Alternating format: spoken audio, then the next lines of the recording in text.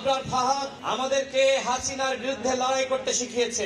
আবরার ফাহাদ তাকে যে 19 সালে 7 অক্টোবর নির্মমভাবে হত্যা করা হয়েছিল, আমরা সেই দিনটি স্মরণ করার জন্য আজকের এই আয়োজন করেছি। আবরার ফাহাদ এদেশের স্বাধীনতা সার্বভৌমত্বের প্রতীক। আবরার ফাহাদ আমাদেরকে হাসিনার বিরুদ্ধে লড়াই করতে শিখিয়েছে। আবরার ফাহাদ আমাদেরকে নতুন করে সাহস জুগিয়েছে। আবরার ফাহাদ এদেশের স্বাধীনতাকামী মানুষকে কথা বলতে শিখিয়েছে। বুয়েটের শিক্ষার্থী আবরার ফাহাদ, তার কি অপরাধ ছিল? শুধুমাত্র পানির ন্যায্য হিস্যার দাবিতে সামাজিক যোগাযোগ মাধ্যমে পোস্ট করেছিল। এইটা সহ্য হয়নি ছাত্রলীগের। আমরা যারা 2018 সালের কোন সংস্কার আন্দোলন করেছি, যারা বিভিন্ন সময় প্রতিবাদ করেছি, ছাত্রলীগ এবং আওয়ামী লীগ মনে করত যারাই প্রতিবাদ করে এরা হয়তো ছাত্র শিবির। এইভাবে ট্যাগিং এর রাজনীতি আওয়ামী লীগ বাংলাদেশে প্রতিষ্ঠা করেছিল। সেই ট্যাগিং এর রাজনীতিকে আমরা কোনোভাবে পাত্তা না দিয়ে আমরা সবসময় লড়াই সংগ্রাম করেছি।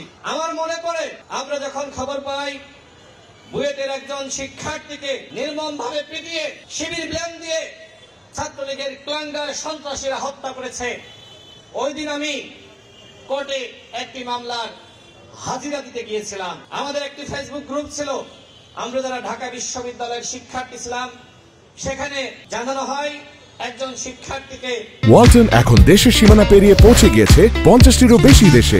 ওয়ালটন, ঘরে ঘরে বিশ্বজুড়ে। হত্যা করা হয়েছে বুয়েটের শিক্ষার্থী। আমার সাথে ফারুক হাসান, মশিউর রহমান সহ অনেকে সেদিন কোর্টে হাজিরা দিতে চায়। আমরা তখন গ্রুপে মেসেজ থেকে বলি, তোমরা প্রতিবাদ নামাও। অর্থাৎ ছাত্র অধিকার পরিষদের নেতৃবৃন্দকে বলা হয় তোমরা প্রতিবাদ শুরু করো। এরপরে আমরা রাজু ভাস্কর্যে প্রতিবাদ শুরু করি। তখন ঢাকা বিশ্ববিদ্যালয়ের অন্যান্য ক্রিয়াশীল ছাত্র সংগঠনের নেতৃবৃন্দরা তারা আমাদের সাথে যুক্ত হয়। সেদিন আমার ফেসবুক পোস্ট দেখে ঢাকা বিশ্ববিদ্যালয়ের শিক্ষক আসিফ নজরুল স্যার আমাকে কল দেন। তিনি বলেন, রাশেদ, তোমাদের ছাত্র অধিকার পরিষদের প্রোগ্রামে আমি আসতে চাই, তোমাদের সাথে হাতে হাত রেখে প্রতিবাদ করতে চাই। আজকেও দেখলাম আসিফ নজরুল স্যার সেই ছবি পোস্ট শেয়ার করেছেন। যখনই কাউকে শিবির ব্লেম দেওয়া হয়েছে এই ঢাকা বিশ্ববিদ্যালয়ের, আমরা অন্যান্য শিক্ষকদেরকে পাশে পাইনি। এখন আসিফ নজরুল স্যারকে নিয়ে অনেকে সমালোচনা করে, যেহেতু তিনি দায়িত্বে আছেন তার সমালোচনা করতেই পারে, সেটা নিয়ে আমি কথা বলবো না। কিন্তু শিবির ব্লেম দিয়ে যখন কোন শিক্ষার্থীকে রক্তাক্ত করা হয়েছে, শাহবাগ থানায় দেওয়া হয়েছে, তখন একমাত্র শিক্ষক হিসেবে আমরা আসিফ নজরুল স্যারকে সবসময় পাশে পেয়েছি।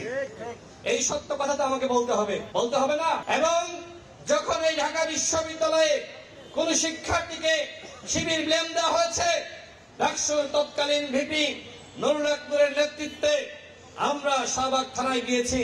যতক্ষণ না পর্যন্ত তাদেরকে মুক্তি দেওয়া হয়েছে আমরা কিন্তু ওই থানার সামনে থেকে সরি নাই। এইটা হলো নতুন ইতিহাস সৃষ্টি করেছে 2018 সালের কোটা সংস্কার আন্দোলন। সেই আন্দোলন সফল করেছে ছাত্র অধিকার পরিষদ।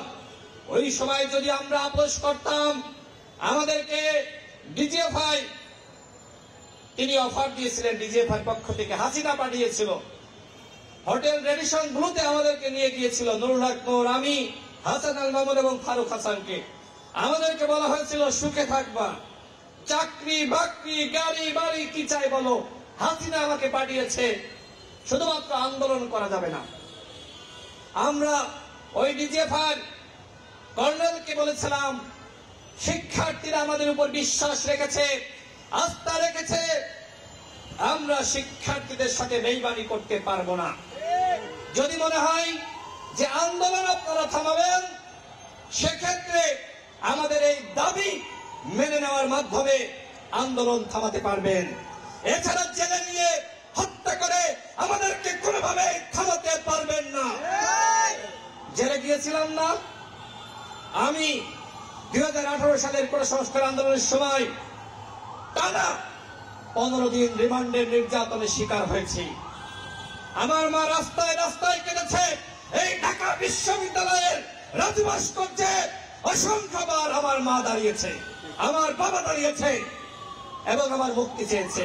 ঢাকা বিশ্ববিদ্যালয়ের হাজার হাজার শিক্ষার্থী যারা আমাদের সাথে ওই সময় আন্দোলন ছিল, যখন আমার মা রাজু ভাস্কর্যে দাঁড়িয়ে আমার জন্য চিৎকার করেছে, আমার মুক্তির দাবি করেছে, তখন কিন্তু সেই শিক্ষার্থীরা আবার আমার মায়ের পাশে এসে দাঁড়ায়নি। কিন্তু আমরা যেদিন জেল থেকে মুক্তি পেয়েছি